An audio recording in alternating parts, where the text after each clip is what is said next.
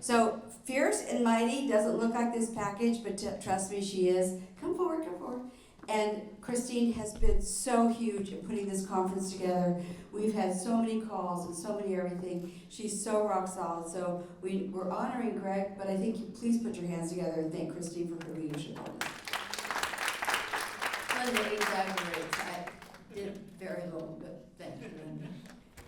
So I'm really pleased to be here to award Greg Russell with the Tribute of Hope Award. And I must say, I wasn't terribly familiar with the breadth of Greg's experience with asbestos, with the public health, with on a broad range of issues. And so I'd like to just share with you some of the information I learned about Greg today. Greg began working in the area of public health as a firefighter, first responder in 1996, maybe before that. But in 1996, he worked as a first responder for the U.S. Naval Academy Fire Department. In 2007, he was promoted to the position of Fire Marshal. He held this position until 2016, and he is now the government affairs representative for the IAFF, for the International Association of Firefighters, and has sort of launched into a different phase of his work, of his career.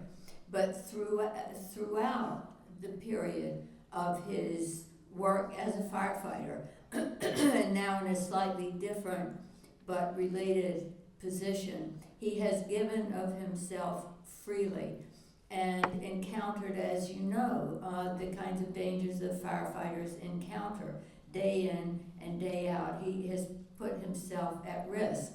And so now he has aligned in a certain way with ADAO in support of our ban and other issues that are important to the ADAO.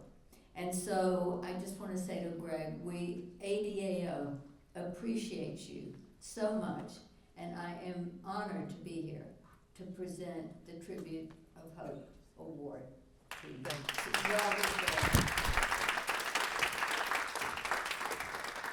Well, I wish my fire department experience began in 1996, but it is with a little bit of sadness and a little bit of joy that just this week I signed my retirement paperwork that is effectively brings to an end what is a 43-year career. I began as a wee little tyke at about 5 years old in 1983 in the fire service, and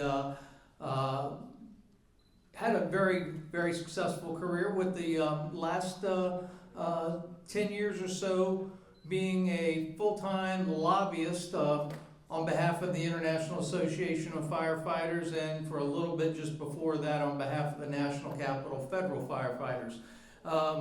My joy and pleasure has always been the service of the public and the community. Again, it began in '83 as a 7-year-old. All right, I was probably, I think I was 18.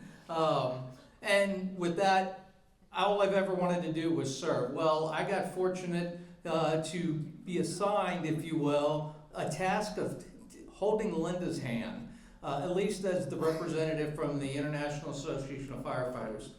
Little did I know what I was being tossed into.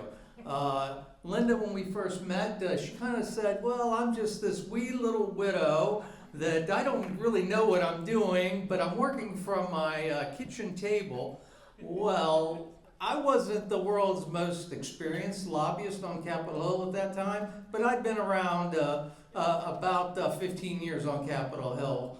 And let me tell you, Linda can hold the BS line as good as any firefighter playing firehouse lawyer. She is amazing at what she does, and it is through Linda's tenacity, her inspiration, her unwillingness to accept anything but the best, that has driven me to advocate strongly to do what I do on behalf of ADO, on behalf of the IAFF then and now in retired life, what I will continue to do on behalf of the ADAO. And I am just grateful for Linda, the entire ADAO organization, and I'm looking forward to several more years. Well, let's hope for months, but I'm a realist. It's probably going to take us a few more years to get this legislation passed. But we're not giving up. As a firefighter, we don't walk away from an inferno when it's still burning. Well, the asbestos inferno is certainly still burning, and until it's extinguished, I'm going to stay on the front line. So thank you, Linda and ADO, for this board.